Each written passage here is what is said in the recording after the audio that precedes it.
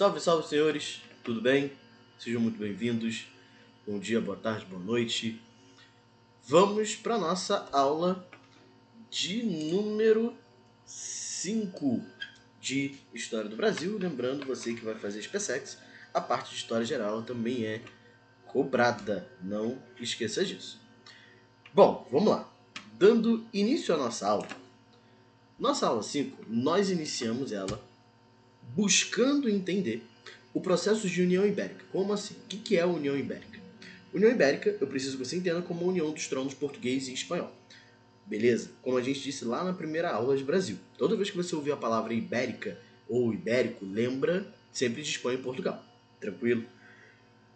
Para começar, como de fato vai ser formada essa União Ibérica? Quais os antecedentes da formação desse Estado? Os antecedentes de União Ibérica precisamos entender alguns pontos. Por exemplo, Dom João III, rei de Portugal, rei que vai instaurar sistema de capitães hereditários, sistema de governo geral no território brasileiro, acaba falecendo. Ele acaba morrendo em 1558. E qual o problema? Todos os seus filhos, todos os herdeiros de fato do trono, morreram antes dele. Como todos morreram antes dele, sobra agora os netos. E o neto, o herdeiro ao trono, que vai acabar assumindo, mas ainda não tem idade para assumir, é Dom Sebastião. Quando Dom João III morre, Dom Sebastião tem 2 anos de idade, então não tem como assumir.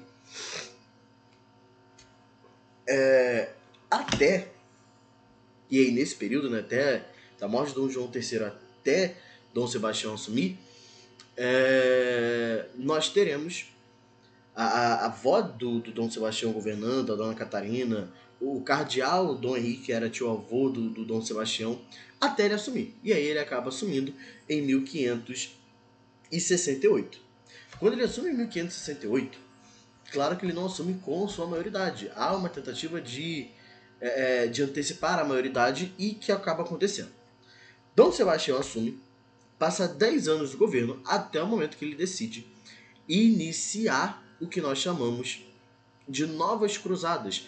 A busca, o sentimento cruzadista, a busca por essa luta contra os muçulmanos, de conquistar territórios que eram controlados por muçulmanos, e claro, esses territórios no norte da África.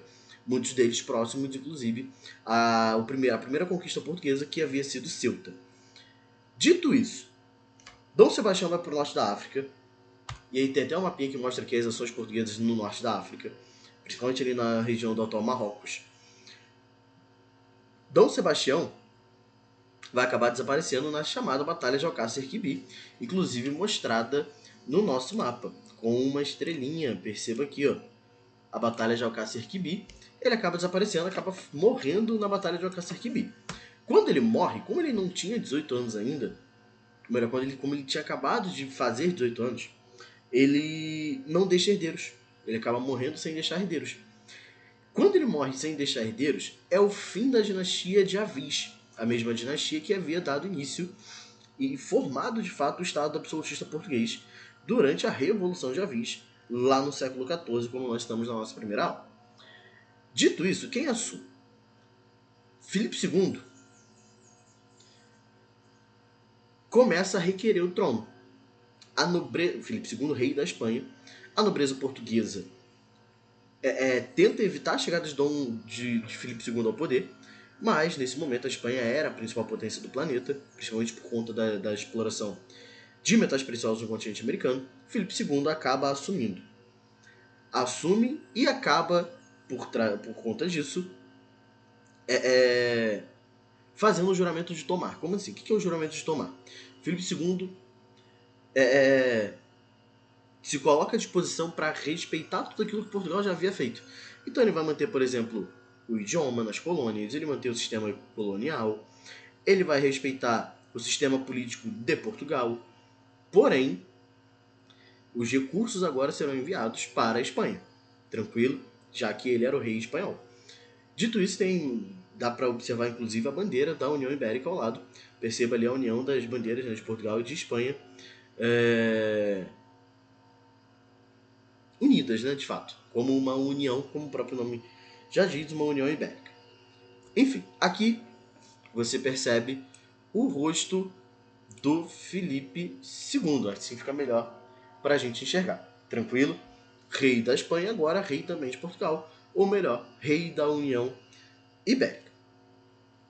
Filipe II, quando ele assume o poder, que tipo de consequência tem para o Brasil? Para o Brasil, diretamente no início da União Ibérica, nenhum praticamente. Já que, segundo o juramento de Tomar, mantém-se os funcionários, mantém-se o idioma, mantém-se os costumes já instalados por Portugal quando havia chegado em território brasileiro. Não muda essa questão.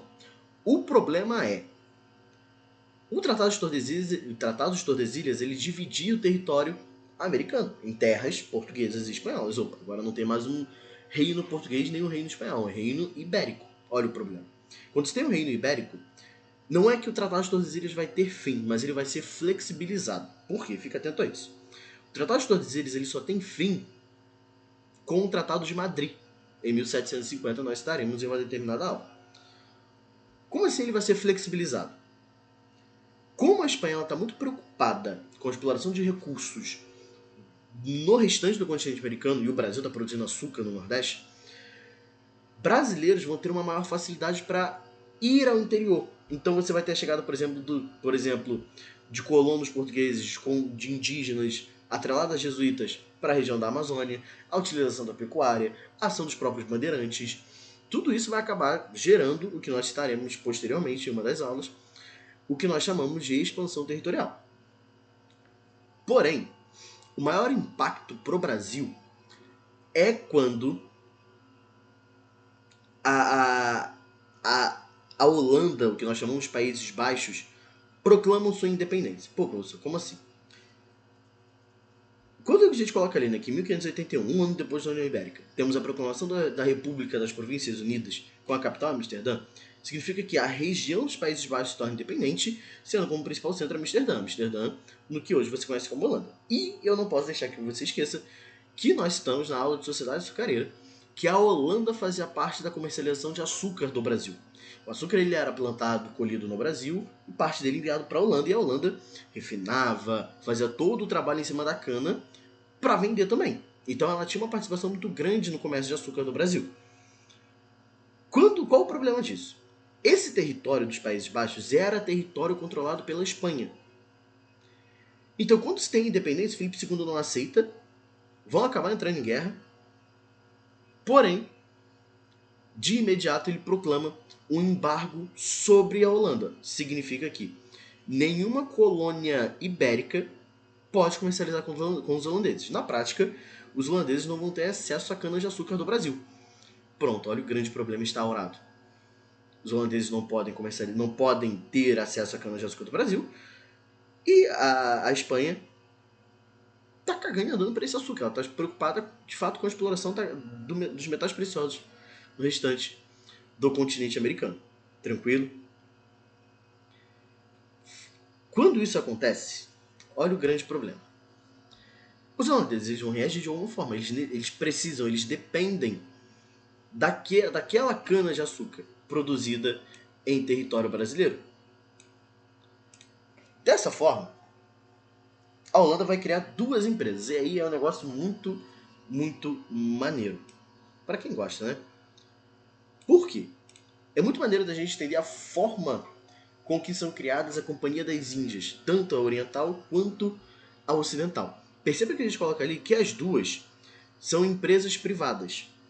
Uma voltada para o comércio oriental, outra para o comércio ocidental. Mas é muito maneiro a forma com que elas se formam. Por quê? A região dos Países Baixos era uma região, na verdade, voltada para a pesca, para uma economia basicamente de subsistência, e por isso dependia muito do açúcar brasileiro. O grande problema vem agora. Por quê? Quando você não tem mais acesso às canas de açúcar brasileira, como é que você faz? Você precisa voltar a ter acesso a essa cana. Claro, nós já entendemos que eles vão invadir o território brasileiro. Porém, o que vai acontecer antes? Como é que você cria essas empresas? Num território onde as regiões eram constantemente alagadas e por isso você conseguia ter uma grande produção agrícola. Imagina o seguinte cenário. Vamos lá, acho que dá para fazer aqui. Você criou uma empresa A. Essa empresa A, Vamos pegar o exemplo da Companhia das Índias Orientais. Qual o objetivo dela? Ir até o Oriente comercializar especiarias. Então, imagina que o custo que ela vai ter para ir da Holanda, de Amsterdã até a Índia e voltar, seja de 10 mil reais. 10 mil reais. Com 10 mil reais, você não tem nada. O que a Holanda vai fazer? Ela vai criar a empresa. Quando ela criou a empresa, ela precisa de 10 mil reais para fazer essa empresa funcionar. Então o que você começa a fazer? Você começa a vender partes dessa empresa.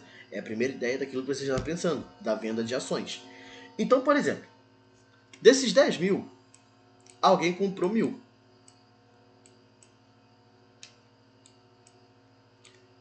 Outra pessoa comprou 5.000.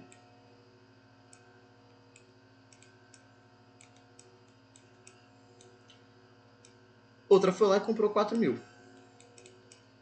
Comprou no sentido de colocou o dinheiro na empresa, tá? Imagina agora que essa empresa ela foi para a Índia, voltou. Quando ela volta, ela tem o dobro do custo dela. Então suponha que ela voltou com 2.000, com 20 mil reais de lucro. Isso aqui, botar aqui, lucro. Tudo bem? Feito isso, o cara que colocou 1.000 reais, agora ele pode tirar 2.000 da empresa. O cara que botou 5 pode tirar 10. O cara que botou 4 pode tirar 8. Foi dobrado o valor da empresa. Quando você percebe que deu tanto lucro assim, você começa a deixar o seu dinheiro e ele começa a valorizar. Por isso a compra de ações, por isso a compra de parte de empresas. Tranquilo? Enfim, e dessa forma, tanto a Companhia das Índias Orientais quanto a Companhia das Índias Ocidentais começam a ter lucros tão grandes que vão se tornar, que a Holanda vai passar a controlar o comércio marítimo no século XVII. O lucro ele vai ser muito grande, ele é tão grande que a Inglaterra vai copiar isso, criando a Companhia Inglesa das Índias Orientais. Olha o nível do que a Holanda fez, que hoje você fala tanto nisso na compra de ações, que é vender parte de uma empresa. Tranquilo? Acho que deu para entender. Show? Dessa forma, a Holanda então ela vai buscar com a Companhia das Índias Orientais, comercializar especiarias no Oriente. Então ela vai quebrar o monopólio que já havia sido quebrado há muito tempo, né, de Portugal. Ela vai disputar regiões com a Inglaterra, com a Espanha, com a própria França. E ela vai passar a controlar, de fato, o comércio de especiarias. Tranquilo? O problema todo se dá quando nós temos a criação da Companhia das Índias Ocidentais, a partir de 1621. Como a primeira deu certo e ela se estabeleceu, você faz a mesma coisa com a segunda. E aí, como deu certo, todo mundo está vendo que deu certo, ela é muito rápida para ser criada. Ela não demora tanto da criação até começar a exploração. Não à toa, em 1624 você já vai ter a primeira viagem holandesa com a Companhia das Índias Ocidentais vindo para o Brasil. É a primeira invasão no território baiano. Mas isso a gente comenta posteriormente. Tranquilo? Dito isso, e seguindo, precisamos falar sobre as invasões em território brasileiro que continuam. Tranquilo? Você vai ter invasão francesa, ou inglesa, a holandesa, que nós estaremos daqui a pouco. Enfim, já citamos uma outra invasão francesa que foi no Rio de Janeiro, que é a França Antártica, e aí eu preciso relembrar o macete para você não esquecer a diferença entre França equinocial e França Antártica. Primeiro, vou botar aqui como FA França Antártica. Você já sabe que ela ocorreu no Rio de Janeiro. A França equinocial, ela ocorre no Maranhão.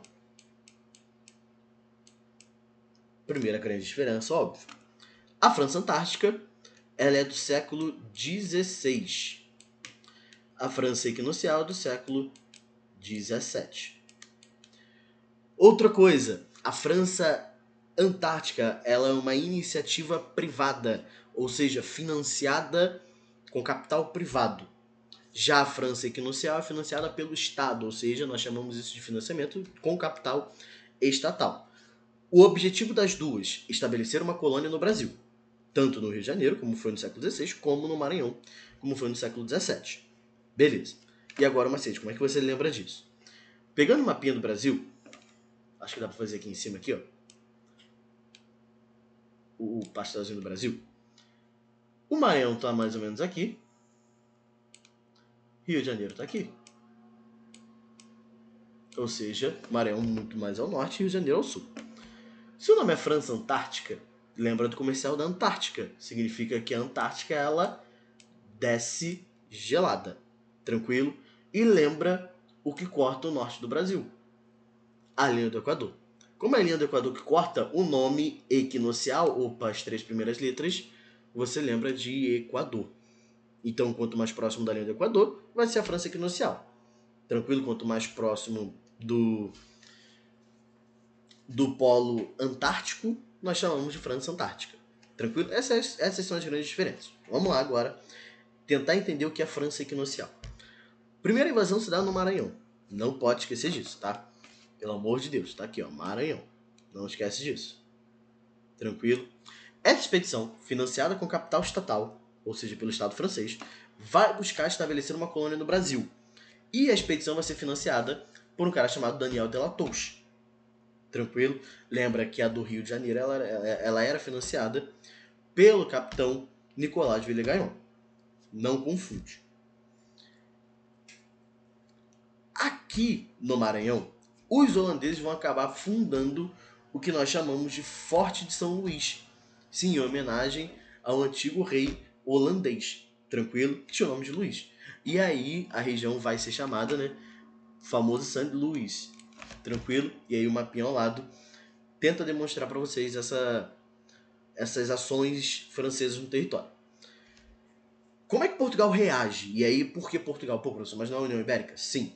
Mas quem está no território que era Portugal, delimitado pelo Tratado de Duas Ilhas, são colonos portugueses. A Espanha está cagando e andando. De fato, de novo, ela está preocupada com a exploração de metais preciosos no restante da América. No Peru, na Bolívia, no México. Está preocupado com essas regiões. Dessa forma, autoridades coloniais portuguesas começam a se organizar formando um exército. Não de fato um exército, né? Mas um grupo que vai lutar contra os espanhóis. Liderados por Jerônimo de Albuquerque e também por Alexandre Moura. Tranquilo? Conseguem expulsar os franceses do território. E os franceses vão acabar se estabelecendo e voltando suas ações para o território mais ao norte do Brasil, que hoje você conhece como a Guiana Francesa. Dessa forma, brasileiros e colonos portugueses começam a ocupar a região agora do Maranhão. E aí, com o passar das aulas, a gente vai entender a importância do Maranhão, principalmente como vai ocorrer revolta de Beckman, por exemplo, na região. Tranquilo? Espero que tenham entendido, principalmente essa diferença entre França Antártica e França Equinocial na região. Fique atento, principalmente você que vai fazer colégio naval, tá? Pelo amor de Deus.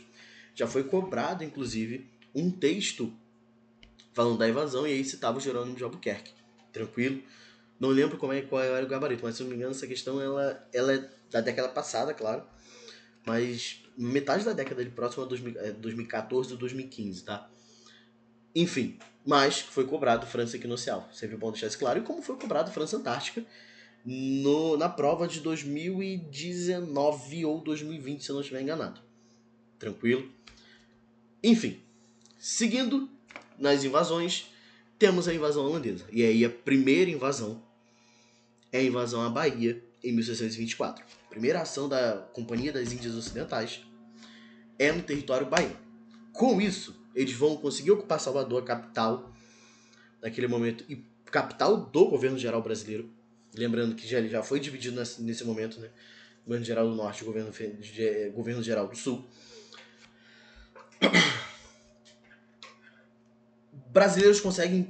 Lusos brasileiros conseguem impedir a ocupação na Bahia. Isso gera o primeiro grande prejuízo para a Companhia das Índias, tanto ocidental quanto oriental. Aqui, no caso, é o ocidental. Como é que eles conseguem recuperar? Quando eles estão voltando para a Holanda, pelo Oceano Atlântico, claro, encontram um navio espanhol, lotado de metais preciosos. E aí o que eles vão fazer? Roubam o navio, vão saquear. E tudo aquilo que havia sido tido como prejuízo com a invasão, com a tentativa de invasão à Bahia, foi recuperado com lucro. Com lucro, claro, com o saqueamento do navio espanhol. Tranquilo? Próxima aula. Nordeste brasileiro, ocupação do Nordeste brasileiro e a invasão a Pernambuco. Tranquilo? Já fica atento. Você que vai fazer SpaceX, naval, ESA, o que for. Fica atento às invasões à invasão holandesa, principalmente em Pernambuco, tá? E não confunde, primeira invasão é na Bahia, tá? Não em Pernambuco. Claro, posteriormente com a invasão a Pernambuco vai acabar ocupando grande parte do Nordeste brasileiro. Dito isso, até a próxima. Fui!